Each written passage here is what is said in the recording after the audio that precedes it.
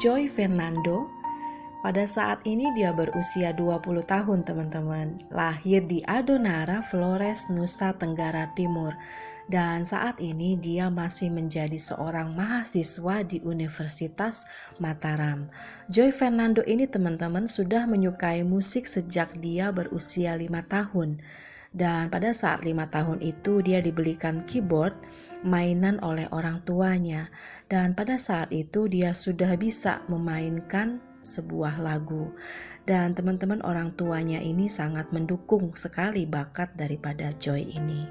Joy Fernando sebenarnya bukan orang baru di ajang pencarian bakat bernyanyi ya teman-teman. Mahasiswa Universitas Mataram ini sebenarnya berpengalaman mengikuti kompetisi bernyanyi di dalam The Voice Indonesia GTV tahun 2019 di musim keempat ya teman-teman. Dan Joy ini menjadi anak asuh dengan coachnya itu Isyana Saraswati, dan pada saat itu Joy Fernando kerap menunjukkan permainan kelas dunia apalagi saat bernyanyi menggunakan piano. Sejak di The Voice Indonesia, Joy Fernando ini teman-teman ya, saat itu tampil dengan rambut kribo dan selalu membawakan lagu-lagu Bruno Mars.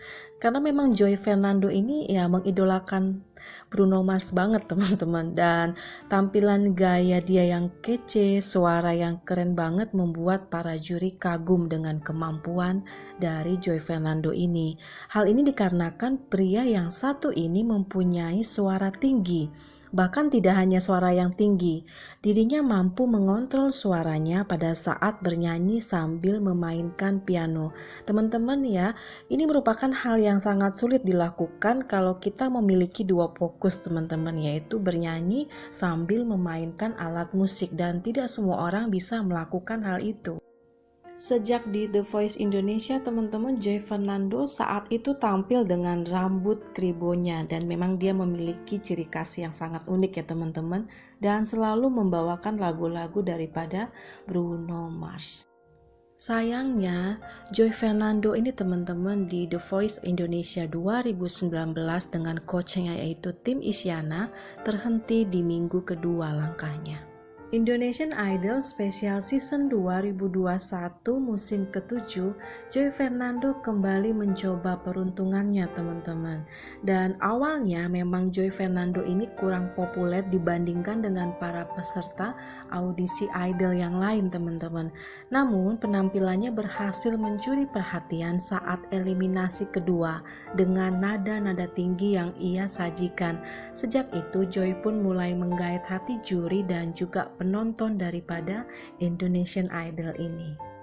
Joy Fernando teman-teman berhasil mencuri perhatian setelah menjadi yang terbaik dalam best cover lagu dari Bahasa Kalbu milik Titi DJ saat tampil di eliminasi kedua Indonesian Idol 2020 yang ditayangkan oleh RCTI. Saat ini Joy sudah lolos babak eliminasi ketiga.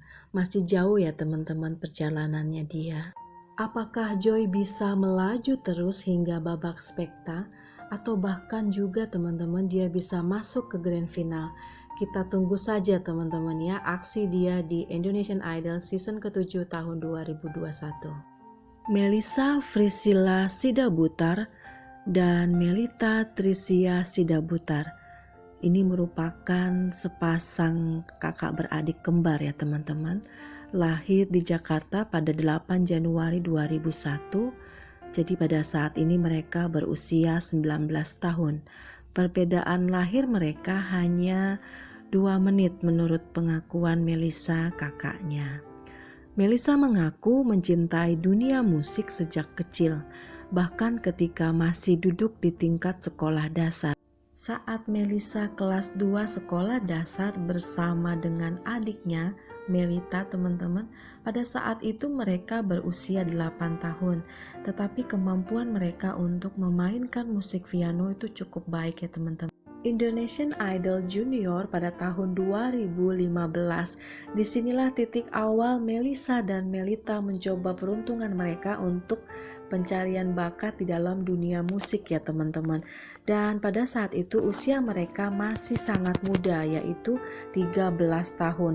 Dan pada saat itu acara ini dipandu oleh beberapa orang juri, diantaranya yaitu Daniel Mananta, Titi DJ, Regina Ivanova, dan Irfan Mirza Natadiningrat. Dan sementara sebagai host yaitu adalah Arie Untung. Dan pada saat itu semua juri bahkan host itu sangat terkagum-kagum dengan kemampuan musik dan suara daripada Melissa dan Melita ini teman-teman.